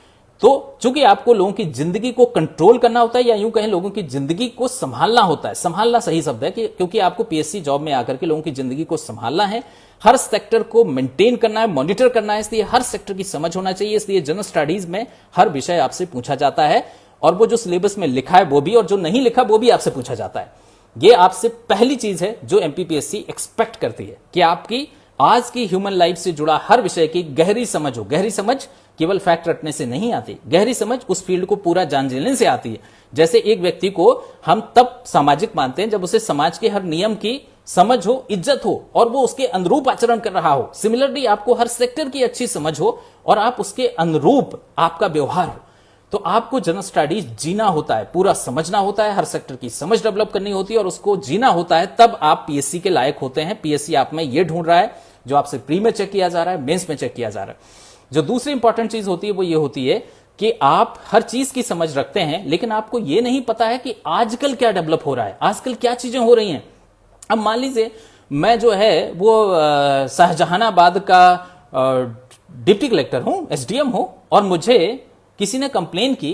कंप्लेन ये है कि दिग्विजय सिंह ने क्लब हाउस चैट पर यह कहा कि अगर कांग्रेस सत्ता में आई तो they will consider to reinstate 370, मतलब वो दोबारा 370 लागू करने के बारे में सोचेंगे। अगर ऐसा एक केस आया, अब एसडीएम के तौर पे आप सोचोगे यार ये क्लब हाउस मतलब अरेरा क्लब में कुछ कहा होगा इसने, अरेरा क्लब में या भोजपुर क्लब में कुछ बोला होगा, तो वो बोलेगा नहीं नहीं, क्लब हाउस जो चैट आया है नया वाला, वो जो फेसबुक जैसा है, जो अभी 6 महीने पहले वो हुआ है और भारत में भी 1 आध महीने पहले से बड़ा पॉपुलर हुआ है। तो अगर आपने क्लब हाउस के बारे में नहीं सुना है तो आप इस मुद्दे को ही नहीं समझ पाओगे, बर्खास्त हो जाओगे, क्योंकि ऊपर वाला देखेगा इतना गंवार हमारा आईएएस ऑफिसर है, हमारा पीएससी ऑफिसर, उसको ये भी नहीं पता हमारे भोपाल के लाख लोग जो है क्लब हाउस पे आ गए और इस आदमी को नहीं पता है। तो हमारे ऑफिसर्स को नंबर 1 हर सेक्टर की पूरी समझ होनी चाहिए, दूसरा उसका दिमाग हमेशा चौकन्ना रहना चाहिए, और जो डेवलपमेंट हो रहे हैं वो डेवलपमेंट रटना नहीं, समझ में आने चाहिए। वो डेवलपमेंट समझ में आने चाहिए कि अगर एक ट्रेंड नया आ गया है कि मध्य प्रदेश के लोग पेट्रोल सस्ता है इसलिए उत्तर प्रदेश में पेट्रोल भरवा रहे हैं, तो इस पूरे मुद्दे की समझ आनी चाहिए कि उत्तर प्रदेश में पेट्रोल क्यों सस्ता है, लोग क्यों वहां जाते हैं, क्यों बॉर्डर पर उन्हें रोका नहीं जाता है। समझ में आया? तो आपको लगातार अपडेट रहना चाहिए और हर सेक्टर में जो चीजें हो रही हैं, जो बड़े मुद्दे आ रहे हैं, उनकी गहरी समझ होना चाहिए, जिसे आप करंट अफेयर्स कहते हैं। मैं फिर रिपीट करता हूं, सबसे इंपॉर्टेंट चीज, हर सेक्टर जो इंसान की जिंदगी से जुड़ा है, जनता की लाइफ से जुड़ा है, प्रशासन से जुड़ा हुआ है, उसकी पूरी समझ आपको होना चाहिए, प्रशासन की गहरी समझ आपको होनी चाहिए, मध्य प्रदेश सरकार की प्राथमिकताएं, उनकी योजना, उनकी गहरी समझ होनी चाहिए। तीसरा, जो भी डेवलपमेंट हो रहा है हर सेक्टर में वो आपको अच्छे से समझ में आना चाहिए। और जो चौथी जो बहुत इंपॉर्टेंट चीज है वो, और इतना सब समझने के लिए 2 ही चीजें हैं, या तो आप बचपन से ये सब चीजें आप में डेवलप हो गई हैं, और अगर डेवलप नहीं हुई हैं तो आप वक्त देकर के 1-2 साल में ये चीजें डेवलप कर लें। और ये सब डेवलप करने के लिए ये बहुत इंपॉर्टेंट चीज है, इस सिलेबस जानबूझ के इतना बड़ा इसलिए बनाया गया, हम लोग हमेशा मजाक में कहते हैं कि यूपीएससी से 3 गुना ज्यादा बड़ा सिलेबस एमपीपीएससी का है। और ये इतना बड़ा सिलेबस इसलिए बनाया गया है, आपको आश्चर्य होगा, एक मेंबर ने मुझे ये बताया कि एक्चुअली हम यहां जानबूझकर इतना बड़ा सिलेबस इसलिए बनाते हैं ताकि ये देखा जा सके कि बच्चा कितना मेहनती है, बच्चा लगातार कितनी मेहनत कर सकता है, क्योंकि एमपीपीएससी में उसे जो नौकरी मिलना है वो मेहनत की नौकरी है, उसे हम आराम नहीं करने दे सकते। हम चाहते हैं, कई बार मुझे आश्चर्य होता है जब पीएससी अचानक से कह देता है कि 10 दिन बाद मेंस होगा, तो बच्चा तो घबरा जाता है। तो कई बार तो मुझे लगता है कि ये एक्चुअली सही कर रहे हैं, क्योंकि हो सकता है कि आज आप सुबह उठे ये सोच के कि आज कोई काम नहीं, और आपको कहा जाए कि आपको 150 पेज का प्रेजेंटेशन 2 घंटे में भेजना है, आप मना नहीं कर सकते, नहीं तो नौकरी से हाथ धो बैठोगे। तो एक्चुअली मध्य प्रदेश के बच्चों को बहुत मेहनती होना होता है, तब वो इतना काम कर सकते हैं। मतलब यहां उनसे बहुत ज्यादा काम की उम्मीद की जाती है, और आप इतनी मेहनत लगातार तब कर सकते हैं जब आप, एक तो उसमें आपको मजा आता हो, दूसरा आप उसके काम करने के लायक हो, आपको चीजें समझना, लिखना, पढ़ना ये सब आता हो, और द मोस्ट इंपॉर्टेंट पार्ट, आप में डिसिप्लिन बहुत स्ट्रांग हो। मध्य प्रदेश पीएससी में सिलेक्शन के लिए ये 3 कोर स्किल हैं, बहुत गौर से समझिए। मध्य प्रदेश पीएससी में सिलेक्शन के लिए 2 चीजें चाहिए। पहली जो चीज है वो ये है कि आपका ज्ञान बहुत अच्छा होना चाहिए, इंसान और सरकार से जुड़ी हर चीज का अच्छा ज्ञान समझ अच्छी होनी चाहिए और लगातार अपडेट हो। दूसरा, आप में स्किल सेट बहुत मजबूत हो। जो स्किल सेट है उसमें सबसे महत्वपूर्ण चीज यह है कि किसी भी चीज को हम कितनी जल्दी समझ लेते हैं। जब हम उसे समझ रहे हैं तो क्या हम किताबी लाइन से समझते हैं या हम उसे अपनी लाइफ से कनेक्ट करके, अपने आसपास से, सराउंडिंग से कनेक्ट करके समझते हैं, ताकि हमारे दिमाग सोचने समझने का हिस्सा बन जाए। वो अगर मैं ये पढ़ रहा हूं, मान लीजिए मैंने ये चीज पढ़ी है कि आजकल जो है वो इलेक्ट्रॉनिक चीजें आ जाने से, हर चीज ऑनलाइन हो जाने से जो डिजिटल डिवाइड है वो बढ़ गया है, तो मुझे वो दिखना चाहिए कि हाँ डिजिटल डिवाइड बढ़ गया है। अब गांव का आदमी थोड़ी जाकर के वैक्सीन के लिए स्लॉट लेता फिरेगा, तो हमें ये देखना पड़ेगा ना, क्योंकि वो उसके बस की बात नहीं है। हर आदमी टेक्नोलॉजी में उतना बराबर नहीं है, तो ये डिजिटल डिवाइड एक सवाल पूछ लिया जाता है। सिलेबस में तो नहीं है डिजिटल डिवाइड, पर समाज में ये बदलाव आ रहा है। नहीं आया समझ में? मैं फिर रिपीट करता हूं, पीएससी में बस 2 चीजें चाहिए। एक, हर विषय का आपकी गहरी समझ और पूरा नॉलेज होना चाहिए। नंबर दूसरा और जो वो बहुत अच्छा समझने लायक चीज है वो ये है कि आप में कुछ कोर स्किल्स होनी चाहिए, जिसमें पहली स्किल्स है कि आपको जो चीजें हैं वो एक बार में समझ में आ जाती हो, अच्छे से समझ में आ जाती हो, आप उसे अपने रियल लाइफ से कनेक्ट कर लेते हो। और जब आप ये सारी चीजें, इसे कहते हैं understanding skill and connecting skill, मतलब जो चीजें आप, और उसको रियलाइजेशन, मतलब किताबें या चीजें हम पढ़ते हैं पर हम उसे रियलाइज नहीं कर पाते कि वास्तव में ये चीजें कैसी हैं। तो हमें हमारी समझ बहुत अच्छी होनी चाहिए। हम किसी चीज को पढ़ के पूरी तरीके से समझ लें, अपनी सोच समझ का हिस्सा बना लें, अपने आसपास से उसे जोड़ करके देख लें। और जो दूसरी इंपॉर्टेंट चीज है कि जब आपने ये सब चीजें कर ली तो फिर आपसे पूछा जाता है कि इस पर्टिकुलर चीज को आप किस तरीके से देखते हैं, what is your understanding on that. तो आप जो समझे हैं उसे आप बहुत अच्छे तरीके से एक्सप्रेस कर पाए। और जो एक्सप्रेशन होता है वो ओकेजनल अलग अलग होता है। कई बार मैंने चीफ सेक्रेटरी की मीटिंग्स अटेंड की हैं, तो चीफ सेक्रेटरी मुझसे, जो प्रोजेक्ट मैंने 1.5 साल तैयार किया, मुझसे बोलते हैं मिश्रा जी 2 मिनट। अब 2 मिनट में मैं 1.5 साल की मेहनत कैसे एक्सप्रेस कर सकता हूं? वो तुम्हारा चेक हो रहा है मेंस के 3 मार्कर में। मतलब तुम्हें सब कुछ पता है उसके बारे में, इतनी चीजें, उनसे कहा जाता है आपसे 1 लाइन में लिख दो उसके बारे में जो तुम कहना चाहते हो। तो तुम्हारी ये जो मेंस में राइटिंग के वर्ड लिमिट की जाती है वो इसलिए दी जाती है कि आपको जो चीज समझ में आ गई वो चीज आप 1 लाइन में भी बता सकते हैं और 1 साल तक भी बता सकते हैं। ये समझना बहुत जरूरी है। तो नंबर 1, आपने जो चीजें पढ़ी हैं वो आप समझ पाएं, उसे आप रिलेट कर पाएं अपने आसपास की चीजों से, वो आपकी सोच समझ का हिस्सा बन पाए, मतलब आपकी अंडरस्टैंडिंग स्किल अच्छी होनी चाहिए। दूसरा, आपका कॉम्प्रिहेंशन बहुत अच्छा होना चाहिए, तभी आप चीजों को इतने अच्छे तरीके से सोच पाएंगे और उसका क्रक्स निकाल पाएंगे। तीसरा, आपका एक्सप्रेशन बहुत बेहतरीन होना चाहिए, मतलब आपकी अभिव्यक्ति की क्षमता इतनी बेहतरीन होना चाहिए, जो चीज आपको समझ में आ गई वो आप 1 लाइन में भी व्यक्त कर सकते हैं और एक ऐसे में भी लिख सकते हैं। समझ में आया? ये तीसरी, जिसे कहते हैं एक्सप्रेशन, जिसे चलतू भाषा में, चलतू सड़कछाप भाषा में राइटिंग स्किल कहते हैं। तो आपका प्रेजेंटेशन, या यूं कहें कि आपकी स्किल बहुत मजबूत होनी चाहिए। आपकी राइटिंग स्किल नहीं चाहिए, वहां ऐसे नहीं लिखवाया जाता पीएससी में सेलेक्ट होने के बाद। वहां पे आपको नोट शीट्स लिखनी पड़ती हैं, वहां पे आपका एक एक शब्द, एक कॉमा सधा हुआ होना चाहिए, नहीं तो एक शब्द से अर्थ का अनर्थ हो जाता है। इसलिए आपकी राइटिंग स्किल पर इतना फोकस किया जाता है। इसलिए आपसे कहा जाता है कि आप जो चीज समझें उसका क्रक्स, उसका सार कम से कम शब्दों में लिख दीजिए। मतलब सबसे इंपॉर्टेंट चीज होती है आपके प्रेजेंटेशन में ही, और वो ये होती है कि आप जो चीज लिख रहे हैं वो लॉजिकल होना चाहिए। क्योंकि आप, जब आप राइटर होते हैं, जब आप बोल रहे होते हैं, तो आप घोस्ट होते हैं। नहीं आया समझ में? मतलब आप जब कोई नोटशीट ऊपर भेजते हैं चीफ सेक्रेटरी को या प्रिंसिपल सेक्रेटरी को, तो उसे नहीं पता कि आपकी क्या पर्सनैलिटी, आप कितने धुआंधार हो, आप क्या देखते हो। आपका जो बात है वो इतनी सटीक और इतने इंप्रेसिव, इतनी डायरेक्ट होनी चाहिए कि उस आदमी को वो सारी बात वैसी समझ में आ जाए जैसे आप समझाना चाहते हैं। तो ना केवल हम अपनी बात को कहने में सक्षम हो, उससे प्रभावी तरीके से लोगों के दिमाग में बैठाने में भी सक्षम हो। नहीं आ समझ में? Impact of communication is very important. और ये सारी चीजों के लिए आपकी गहरी लैंग्वेज की पकड़ होना बहुत जरूरी है। आप जो चीज समझते हैं उसे बहुत अच्छे तरीके से आपके दिमाग में बैठी होनी चाहिए, ताकि आप उसे तरीके से एक्सप्रेस कर पाएं। आपकी लैंग्वेज अच्छी हो, आपका शब्दों का चयन बहुत अच्छा हो, और आपको अपने ऑडियंस की साइकोलॉजी की गहरी समझ हो कि हम किससे बात कर रहे हैं, उसे क्या समझना है। समझ में आ गया? Is that clear? So basically 2 या 3 स्किल्स का खेल है पीएससी। पहली चीज, आपको सब कुछ पढ़ना है, तो पहला नॉलेज का खेल है। दूसरा, आपकी कोर स्किल्स का खेल है। कोर स्किल्स क्या है? अंडरस्टैंडिंग स्किल, कनेक्ट करने का स्किल, रियलाइजेशन का स्किल, कॉम्प्रिहेंशन का स्किल, सबसे इंपॉर्टेंट चीज की जो आप चीजें जानते हैं उसे एक्सप्रेस करने का स्किल, और इंपैक्ट ऑफ आपका प्रेजेंटेशन या आप जो चीजें इफेक्टिव कम्युनिकेशन जिसे हम कहते हैं वो बहुत जरूरी है आना। आप सब लिखाते हैं, हर काम की चीज आपके आंसर में है, लेकिन आपको नंबर नहीं मिलते हैं और किसी ने उससे आधा लिखा है, आधी काम की बातें लिखी, लेकिन उससे आपको डबल नंबर मिल जाते हैं क्योंकि उसकी बात पढ़ने वाले को समझ में आ गई।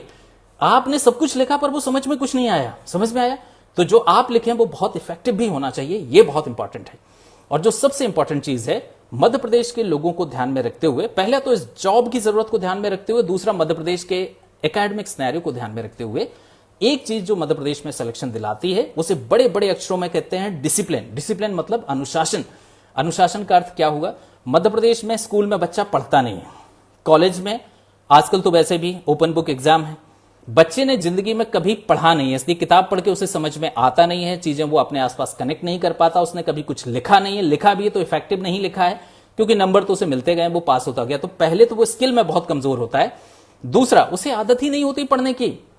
विश्वास मानिए, जब हम एडमिशन करते हैं, आईएएस की मैं बात करूं, आईएएस सुपर 100 बैच है हमारे यहां, जब हम उसके एडमिशन करते हैं, बच्चे रात भर लाइन में लगते हैं, इधर उधर से सिफारिश लगाते हैं, बड़े बड़े लोग सिफारिश लगाते हैं, बहुत मेहनती है बच्चा, पागल है करने के लिए। जब हम एक्चुअली उसे पढ़ाना शुरू करते हैं तो पता चलता है कि 10 या 12 दिन बाद वो बोलता है नहीं, वो इतना थोड़ी पढ़ने की जरूरत है।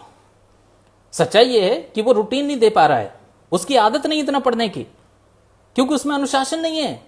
और अनुशासन नहीं आएगा, अनुशासन मतलब समझते हैं इन शब्द का मतलब? इसका मतलब ये होता है कि आपके पास जो भी समय है उस समय का सबसे बेहतरीन इस्तेमाल, और वो आप तभी कर सकते हैं जब आप अपने ऊपर कुछ नियम अपने ऊपर लागू करें। आप अपनी जिंदगी के कुछ नियम बना लीजिए, उस नियम को आप किसी भी हालत में ना तोड़ें, उसे अनुशासन कहते हैं। और ये नियम बनाने इसलिए जरूरी होते हैं ताकि आप अपना समय बर्बाद ना करें, ताकि आपकी कंटिन्यूटी ब्रेक ना हो, ताकि आप अपने टाइम का ऑप्टिमम यूटिलाइजेशन कर सकें। आपके पास अगर 10 घंटे हैं दिन भर के, तो आप 10 घंटे में 10 घंटे यूटिलाइज करें। सच्चाई यह है कि हम लोग 10% ही यूटिलाइज करते हैं, हमारी कंटिन्यूटी महीने भर से ज्यादा नहीं चलती है, क्योंकि ये मध्य प्रदेश की शिक्षा व्यवस्था की सबसे बड़ा झोल है। और इस कारण से हम 10 साल तक तैयारी करते हैं, पर एक्चुअली हमारी ना कोई स्किल इंप्रूव होती है, ना हमारी कोई आदत सुधरती है। मध्य प्रदेश में एक लाइन में अगर मैं कहूं तो यहां का हर बच्चा आईएएस भी बन सकता है, बशर्ते वो अपनी आदतें सुधार ले। आदतें सुधार ले। यहां के बच्चे की आदतें बहुत खराब है, यहां का बच्चा नियम से नहीं बंधता। ये सब क्या सब ना इम्तियाज अली की फिल्म देख करके सब के सब अपनी आजाद हो चुके हैं, अपनी मर्जी के मालिक हो चुके हैं। अपनी मर्जी के मालिक हो तो काहे किसी की नौकरी करने के लिए आ रहे हो, काहे पीएससी करना है तुम्हें? और अगर अपनी मर्जी के मालिक नहीं हो या अपनी पूरी जिंदगी अपनी मर्जी के हिसाब से जीना है तो भाई अभी मेहनत कर लो। मध्य प्रदेश का बच्चा अगर लगातार अपने समय का सही इस्तेमाल कर ले, पढ़ ले, तो कोई भी बच्चा पीएससी निकाल सकता है, क्योंकि पीएससी के इस तमाम स्किल्स में और सिलेबस को पूरा करने के लिए बस एक ही चीज चाहिए, और वो मैं मानता हूं, मेरा ऐसा मानना है कि कम से कम आपको, बहुत एक्सेजरेशन नहीं है, अगर आप 0 लेवल पे हैं, आपने स्कूल मध्य प्रदेश में किया, आपके कॉलेज मध्य प्रदेश के सरकारी कॉलेज से आप पढ़े हो, मतलब आपकी पढ़ाई युगांडा, केनिया, जाम्बिया के बराबर 0 लेवल पे, 0 लेवल पे। यहां का कॉलेज का ग्रेजुएट भी, ऑनर्स भी 0 लेवल पे ही है। उस बच्चे को मैं 0 मानता हूं पढ़ाई लिखाई में, स्किल सेट में। वो बच्चा भी अगर पीएससी निकालना चाहे तो बस 10,000 घंटे, मैं रिपीट करता हूं, 10,000 घंटे डिसिप्लिन होकर के पढ़ ले, वो निकाल लेगा। 10,000 घंटे मतलब समझते हैं, एक साल में होते हैं 365 दिन, 50-60 दिन छुट्टी के मान लीजिए तो 300 दिन।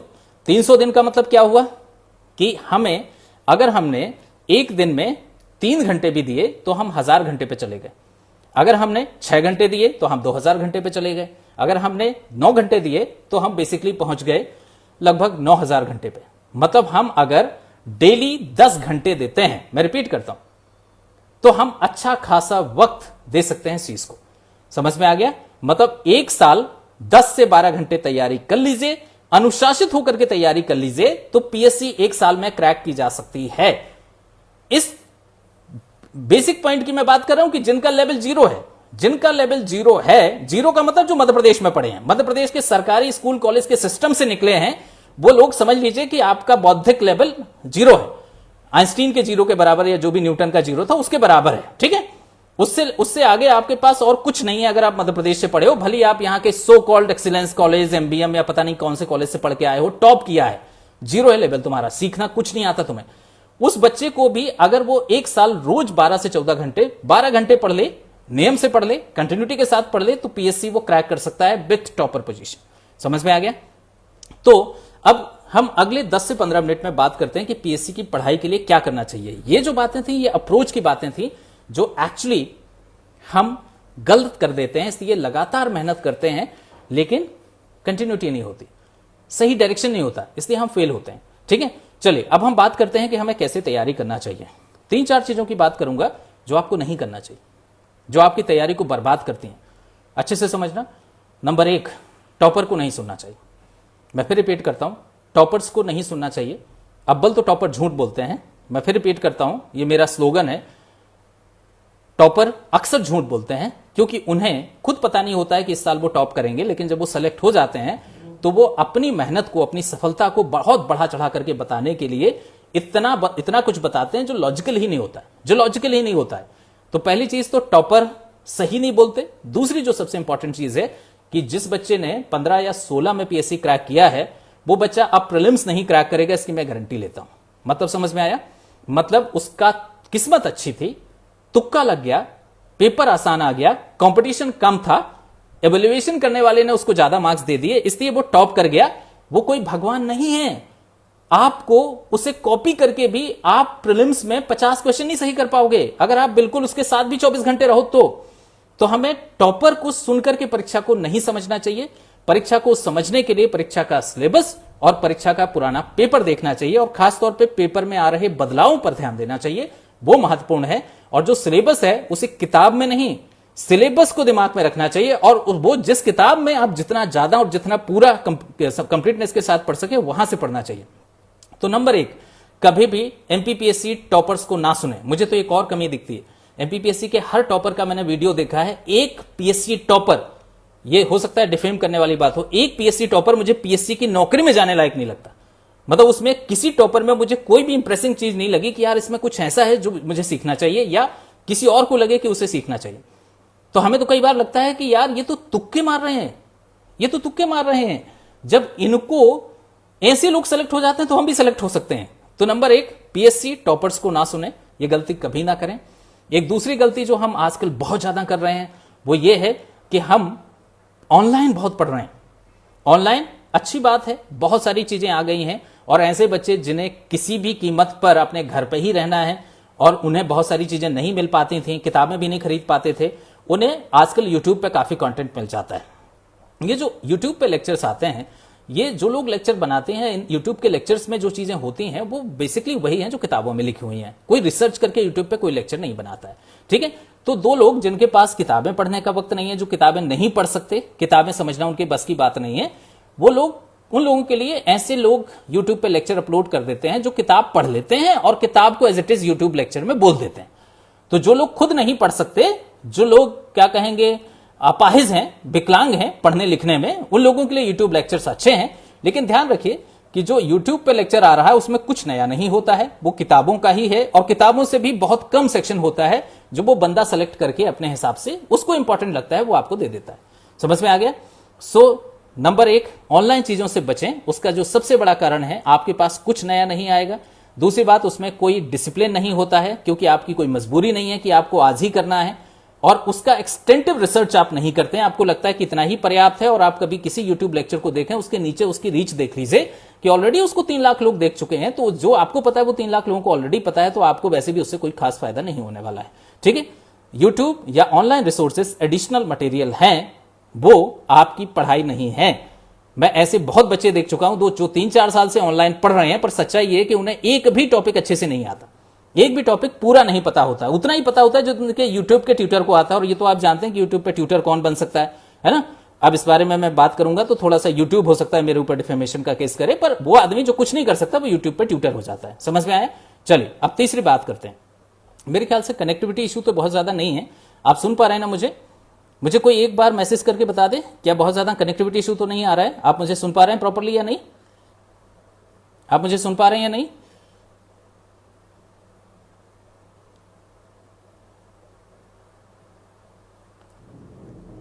कनेक्टिविटी का कोई इशू तो नहीं है? सुन पा रहे हैं या नहीं सुन पा रहे हैं?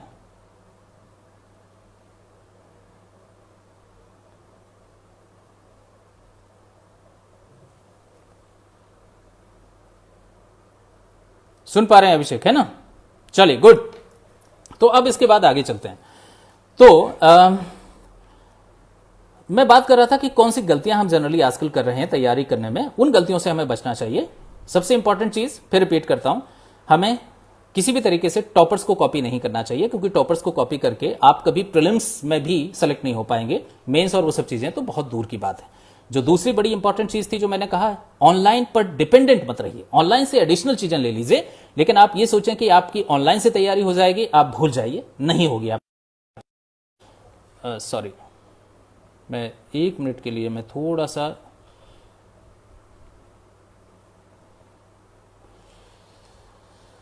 हाँ, तो चलिए दूसरे उस पर चलते हैं।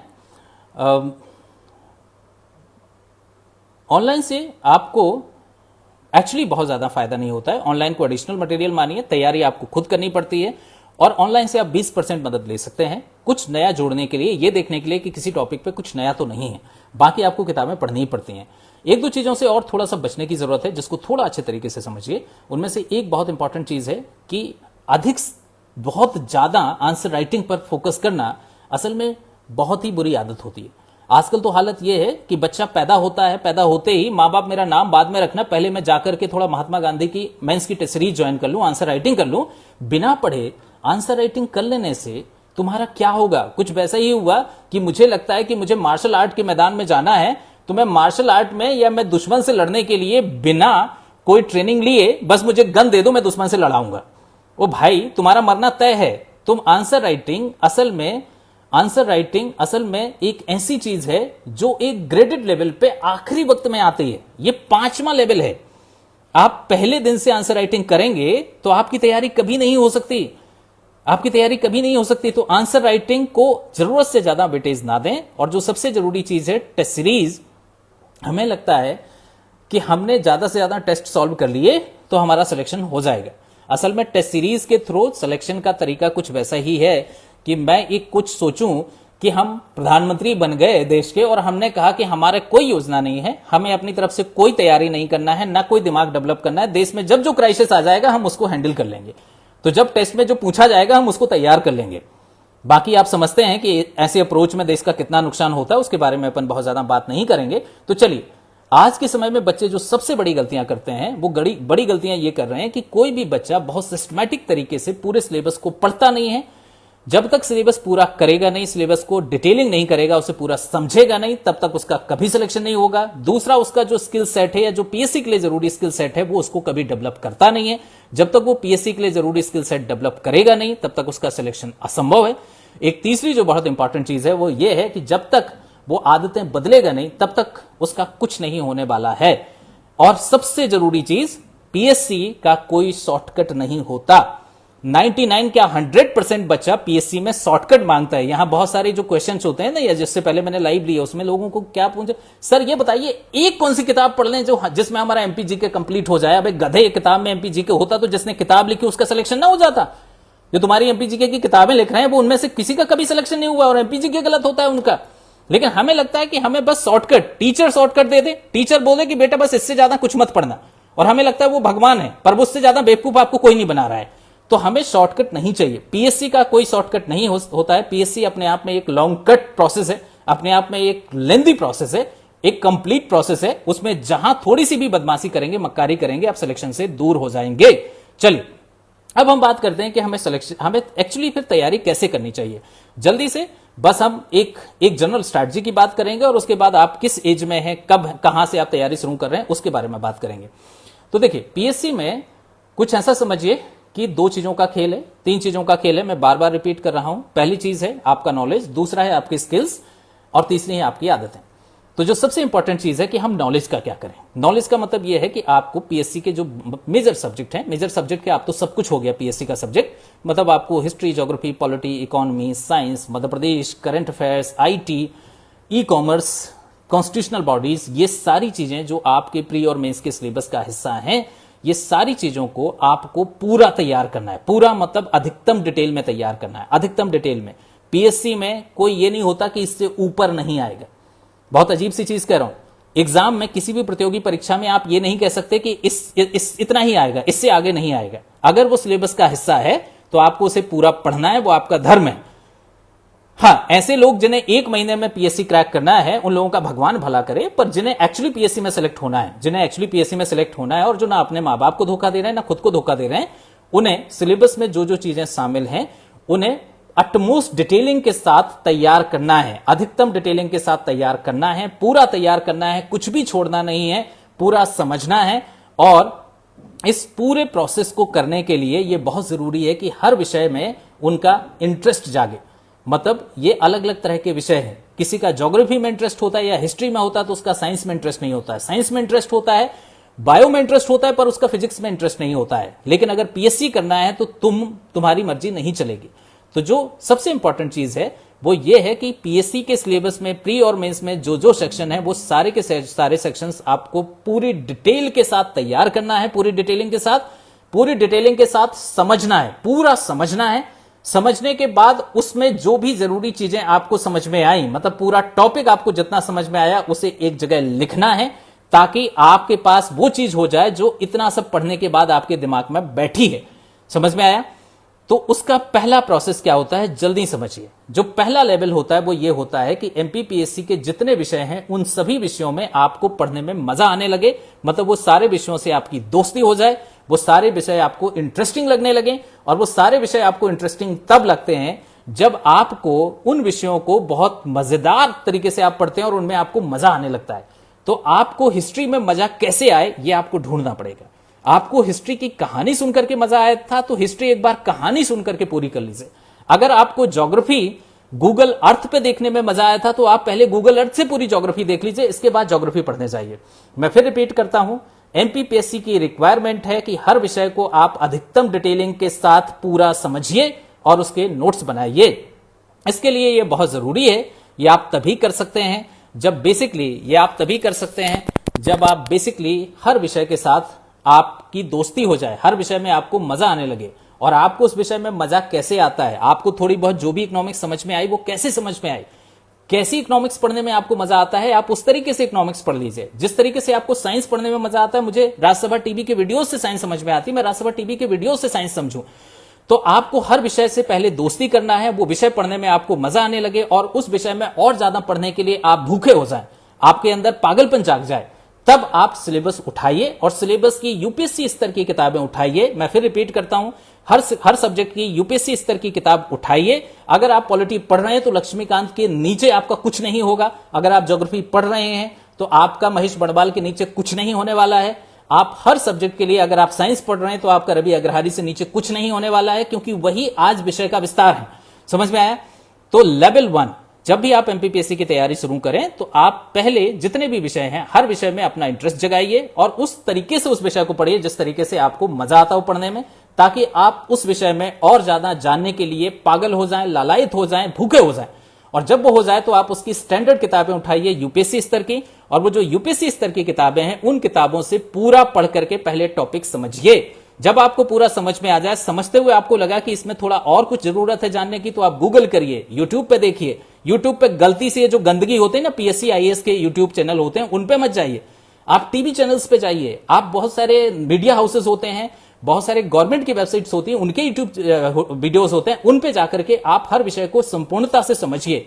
जब आपको पूरा सब कुछ समझ में आ गया, इंडियन स्पेस प्रोग्राम आप पढ़ रहे हैं और आपको पूरा इंडियन स्पेस प्रोग्राम आपने रवि अग्रहारी से पढ़ लिया, आपने उसके बेस्ट वीडियोस देख लिए, जब आपको पूरा समझ में आ गया तो आपके दिमाग में जो समझ में आया उसे एक सिस्टम दीजिए, एक फॉर्मेट दीजिए और उस फॉर्मेट के साथ उसके 100% नोट्स बना लीजिए। जब आप उसके नोट्स बना लेते हैं, उस नोट्स को आपको फिर बार बार रिवाइज करना है, जब तक कि वो नोट्स आपको याद नहीं हो जाता, आपकी सोच समझ का हिस्सा नहीं हो जाता, तब तक आपका वो विषय तैयार नहीं है। और असल में 99% लोग यही गलती करते हैं कि उनके विषय का फाउंडेशन कमजोर है और वो पीएससी में कभी प्री देते हैं, कभी मेंस देते हैं, कभी इधर लटकते हैं, कभी उधर लटकते हैं। सिलेक्शन विषय दिलाता है और विषय के लिए बहुत जरूरी है कि आप उस विषय को पूरी कंप्लीटनेस के साथ पढ़ें। मेरे ख्याल से ये चीज आपको क्लियर हो गई होगी। तो लेवल 1, हर विषय जो पीएससी के प्री और मेंस के सिलेबस में है उस विषय को आपको 100% समझना है, अपनी सोच समझ का हिस्सा बनाना है। उसके लिए उसको डिटेल पढ़ना बहुत जरूरी होगा और आज तक वो विषय जितना डेवलप हुआ उतना पढ़ना जरूरी होगा। उसके लिए बहुत जरूरी कि उस विषय में आपका इंटरेस्ट जागे, उस विषय को पढ़ने के लिए आपके अंदर भूख जागे। और वो आपको जैसे भी जागती हो, जैसे भी उस विषय में आपका इंटरेस्ट आता हो, उस तरीके से आप विषय की शुरुआत करें, लेकिन विषय पूरा समझ लीजिए और पूरा समझने के बाद उसका नोट्स बनाना जरूरी है। अगर आपने नोट्स नहीं बनाया तो कुछ ऐसा समझिए कि एक व्यक्ति जिसने सारी मेहनत की और उसके बाद जो मेहनत करके उसका आउटकम था उसमें आग लगा दी, वैसा ही है पढ़ने के बाद नोट्स ना बनाना। अगर आप नोट्स नहीं बनाते हैं तो आपकी पढ़ाई किसी के काम नहीं आने वाली, आपको रत्ती भर भी काम नहीं आएगी। अब अल्बर्ट आइंस्टीन का दिमाग नहीं है आपको, समझ में आ गया। तो लेवल 1 आप हर सब्जेक्ट में इंटरेस्ट जगाइए, लेवल 2 हर सब्जेक्ट को डिटेल में पढ़िए। और अब एमपीपीएससी में जिस तरह का कंपटीशन है, जिस तरह का पेपर का अप्रोच है, उसके हिसाब से यूपीएससी लेवल की डिटेलिंग करिए। डिटेलिंग यूपीएससी की, अप्रोच एमपीपीएससी का, यह बहुत इंपॉर्टेंट है। तो आपको कंटेंट यूपीएससी लेवल का डिटेल करना है, पूरा समझ में आने के बाद उसके नोट्स बनाना है। और उसके बाद चूंकि वो विषय आपके दिमाग में एक्टिव हो चुका है, आपकी सोच समझ का हिस्सा हो गया है, तो लगातार कंटेम्प्रेरी अपडेट्स पे नजर रखनी है, जिसे हम करंट अफेयर्स कहते हैं। और जैसे ही, और करंट अफेयर्स सोर्स नहीं मैटर करता है कि दर्पण में जो आया बस वही काम का है, या जो हमारे तथ्यवान में आया बस वही काम का ना। मुझे साइंस एंड टेक में इस हफ्ते क्या डेवलपमेंट हुआ वो सब पता होना चाहिए, और वो मेरे नोट्स में अपडेट होते जाना चाहिए। यह होता है जनरल नॉलेज की तैयारी या जीएस फाउंडेशन। जिस दिन आपका जीएस फाउंडेशन मजबूत हो जाता है, उसके बाद आप प्रीलिम्स की तरफ आगे बढ़िए। जब आप प्रीलिम्स की तरफ आगे बढ़ते हैं तो प्रीलिम्स में बस एक ही अप्रोच इंपॉर्टेंट है, और वो ये है कि जब आपका सब्जेक्ट का बेस बहुत बड़ा हो चुका है, तो जो भी नए फैक्ट आपको मिलेंगे, आपको हजारों नए फैक्ट मिलेंगे आपके उस सिलेबस में, जो भी नए फैक्ट मिलेंगे आप तुरंत उसे कनेक्ट कर लेंगे कि ये फैक्ट, पर्टिकुलर फैक्ट इस टॉपिक से जुड़ा है। तो वो जितने भी नए नए फैक्ट आपको मिलते हैं वो अपने टॉपिक्स के नोट्स में जोड़ते जाइए।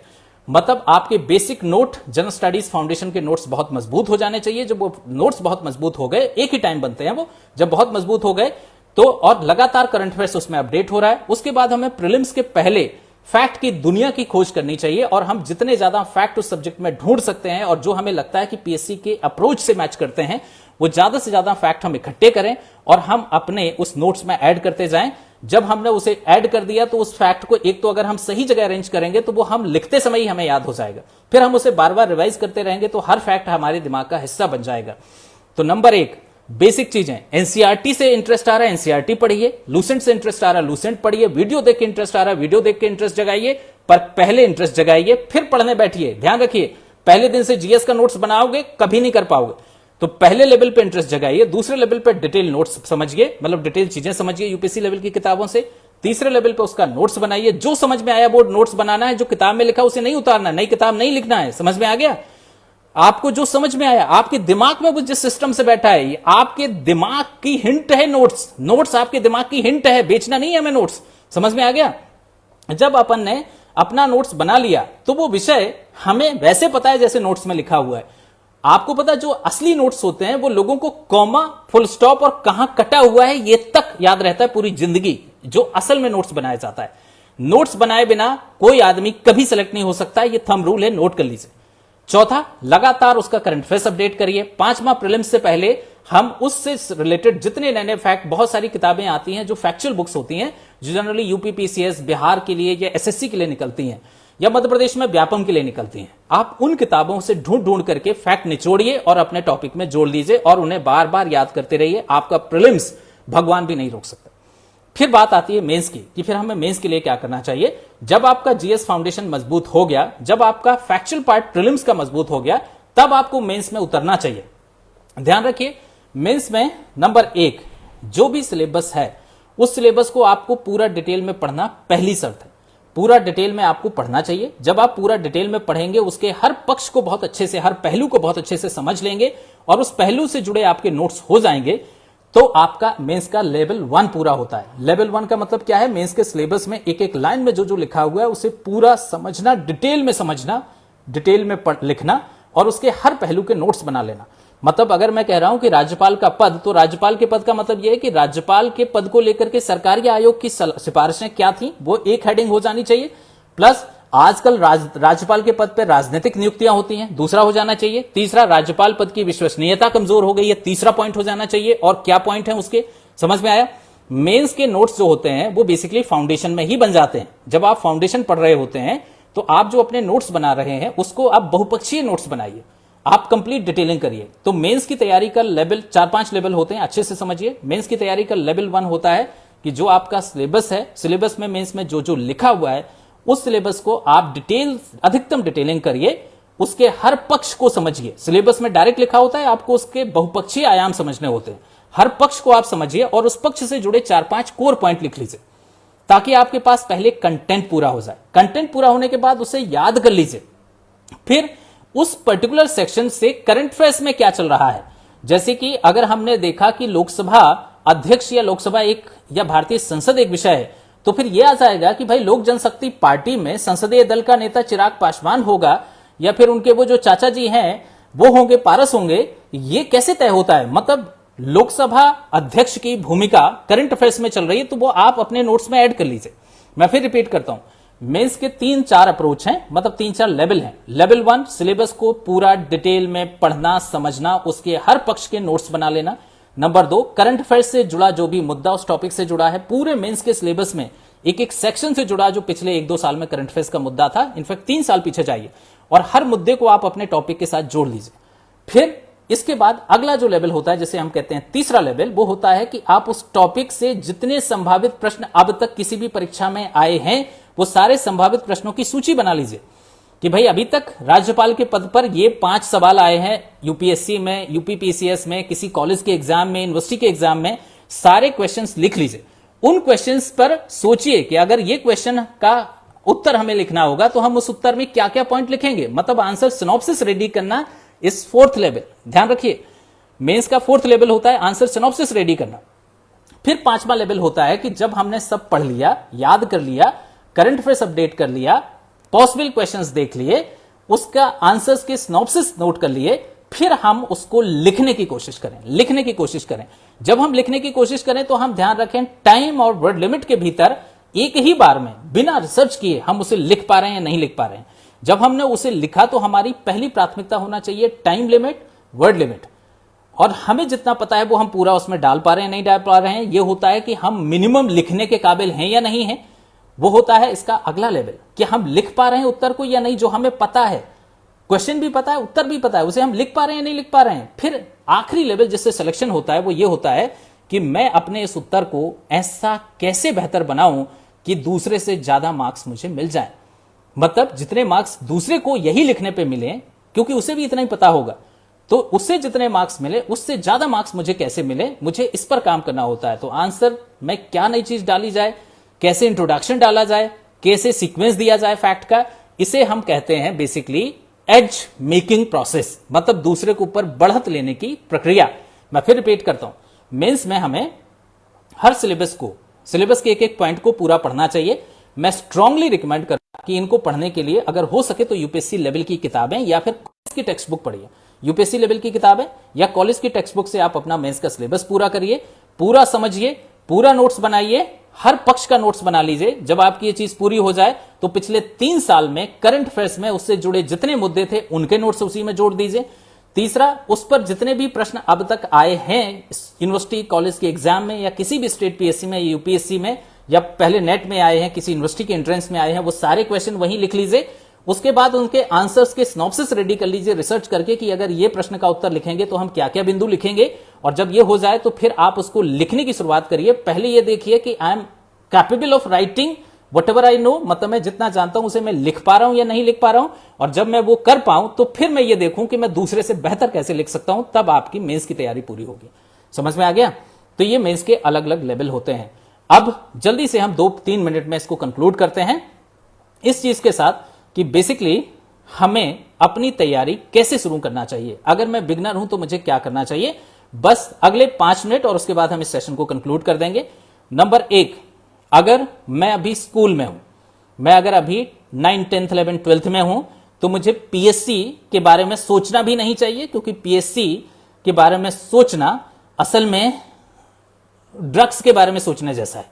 समझ में आया ना? स्कूल में रहते हुए ये एक व्यसन है, एक बुराई है। स्कूल में रहते हुए आपको पीएससी के बारे में नहीं सोचना चाहिए। स्कूल में रहते हुए स्कूल के बारे में करिए, और वो लक्ष्य ये है कि आपका जितना सिलेबस है आपको पूरा समझ में आ जाए और आप जितनी आदतें डेवलप कर सकते हैं। मतलब जैसे अगर आप 12th का एग्जाम दे रहे हैं तो आप 12th के एग्जाम में जितने अच्छे नोट्स बना सकते हैं, जितना अच्छा रिसर्च कर सकते हैं, जितना अच्छा याद कर सकते हैं, जितने घंटे की मेहनत कर सकते हैं, सब करके देख अपनी स्किल्स डेवलप कर पाए। तो नंबर 1 कि हमें स्कूल्स में पीएससी की तैयारी नहीं करना चाहिए, हमें अपनी स्किल डेवलपमेंट पे काम करना चाहिए। जहां तक कॉलेज की बात है, तो जब हम कॉलेज में हैं तो हमें 2 काम करने चाहिए। नंबर 1, अगर हो सके तो हम कॉलेज के 3 सालों में अपने कॉलेज को ध्यान में रखते हुए, कॉलेज में जो हम पढ़ रहे हैं वो तो बढ़िया बात है, अगर हम कॉलेज में ह्यूमैनिटीज पढ़ रहे हैं तो उससे अच्छा और कुछ नहीं हो सकता है। तो अगर हम ह्यूमैनिटीज लेकर के मतलब आर्ट्स की पढ़ाई कर रहे हैं तो हमारे बहुत सारी चीजें तो वैसे ही एमपीपीएससी से मैच करेंगे। नहीं भी ह्यूमैनिटीज पढ़ रहे हैं, इंजीनियरिंग कर रहे हैं या जो भी कर रहे हैं, पर हम पीएससी की कि आप फाउंडेशन पे काम कर लीजिए। फाउंडेशन मतलब मैंने 6 महीने हिस्ट्री मजबूत कर ली, हिस्ट्री के पूरे नोट्स बना लिए। तो आप एक एक विषय 5-5, 6-6 महीने या 4 महीने दीजिए, अच्छे प्रॉपर्ली नोट्स बनाते रहिए। और दूसरी चीज, एक चीज वो ये है कि आप असल में न्यूज़पेपर जरूर पढ़ते रहिए, न्यूज़पेपर जरूर पढ़ते रहिए। तो कॉलेज में रहते हुए आप अपना जीएस फाउंडेशन मजबूत करिए, न्यूज़पेपर पढ़ते रहिए। तीसरी जो सबसे इंपॉर्टेंट चीज है जिस पे अच्छे से ध्यान देना, और वो ये है कि जहां तक संभव हो सके, जितना अधिकतम पॉसिबल हो सके, कॉलेज की हर एक्टिविटी में भाग लीजिए, चाहे वो सामाजिक गतिविधि हो, चाहे वो कोई कंपटीशन हो, चाहे वो ऐसे राइटिंग कंपटीशन हो, चाहे वो एनसीसी की एक्टिविटी हो, एनएसएस की एक्टिविटी हो, लीडरशिप एक्टिविटी हो। क्योंकि कॉलेज में आपकी पर्सनालिटी ग्रूम होती है, आपकी स्किल्स ग्रूम होती है, आपका एक्सपोजर ग्रूम होता है, आपका सोसाइटी के साथ कनेक्शन बिल्ड होता है। और अगर आपने ये बहुत अच्छे से कर लिया तो फिर आपका पीएससी क्रैक करना ज्यादा आसान हो जाएगा। मेरे ख्याल से अभी तक के लिए बस इतना बहुत है। बाकी और कोई अलग चीजें होती हैं आप नीचे कमेंट बॉक्स में लिख लीजिए, मैं उसको आंसर कर दूंगा। मेरे यहां पे वीडियो बहुत बफरिंग कर रहा है, तो उसका मतलब यह है कि मुझे लगता है कनेक्टिविटी में इशू हो रहा है। तो अब अपना सेशन मैं यहीं खत्म करता हूं। दोस्तों, इस वीडियो को यदि आप फेसबुक पर देख रहे हैं, यूट्यूब पर देख रहे हैं, इंस्टाग्राम पर देख रहे हैं, जहां भी देख रहे हैं, आप इस वीडियो के लिंक को अपने दोस्तों के साथ वाइडली शेयर करिए,